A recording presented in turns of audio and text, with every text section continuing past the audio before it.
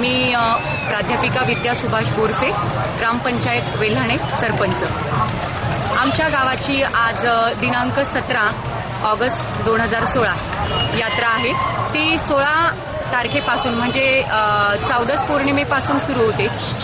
5 ध्वज फडकतात त्यामध्ये आणि दुसऱ्या दिवशी त्या ध्वजांची पूजा होऊन ती यात्रा तिथून सुरुवात होते।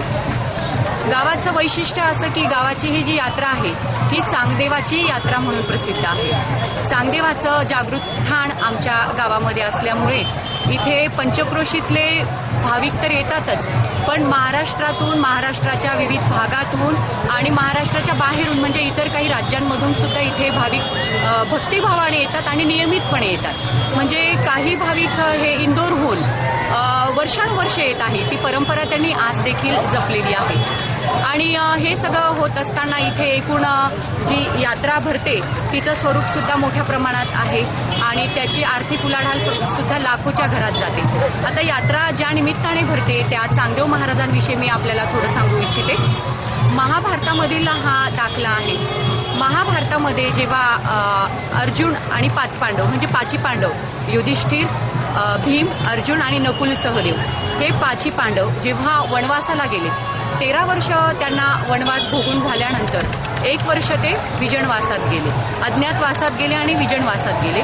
त्यावेळी त्यांनी वेगवेगळे रूप धारण केले। जे वेगवेगळे रूप धारण केले त्यामध्ये चांगदेव म्हणजे अर्जुन, आमच्या गावाला जे चांगदेव आहेत ते म्हणजे अर्जुनाचा अवतार आणि 5 भावंड आधी इथे वेल्हाण्यात जमले। इथे त्यांनी निर्णय घेतला की आता कोण कुठे जाईल, मग त्यामध्ये अर्जुन इथे थांबले। त्यांनी चांग सुलतान हे नाव धारण केलं, चांगदेव सुलतान हे नाव धारण केलं आणि नंतर धर्मराजा म्हणजे युधिष्ठिर, त्यानंतर भीम आणि नकुल सहदेव हे सुद्धा 4 जण कुणपाच्या धर्मराजाने म्हणजे युधिष्ठिर राजाने नाव धारण केलं आणि वाघळी तालुका चाळीसगाव येथे त्यांचं ठाण आहे।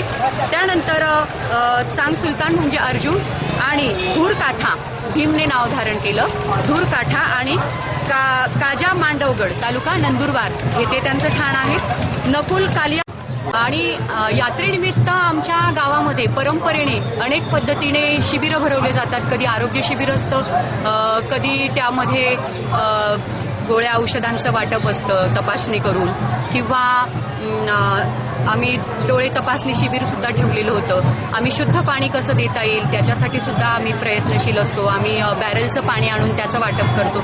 विविध पद्धतीने जनजागृती आम्ही या यात्रेच्या माध्यमातून करतो। आम्ही मागील वर्षी व्यसनमुक्तीसाठी प्रयत्न केला, म्हणजे व्यसनांच्या विरोधामध्ये पोस्टर्स आम्ही प्रकाशित केलेले होते सुंदरशे।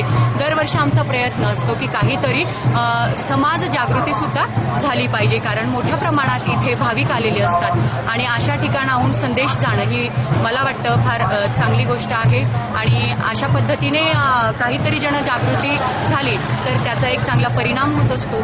म्हणून हे सगळे जे भक्तगण येतात त्यांना भक्तीबरोबर समाजामध्ये काय गोष्ट चांगल्या आहेत त्यासुद्धा कळण्यासाठी आम्ही प्रयत्न करत असतो।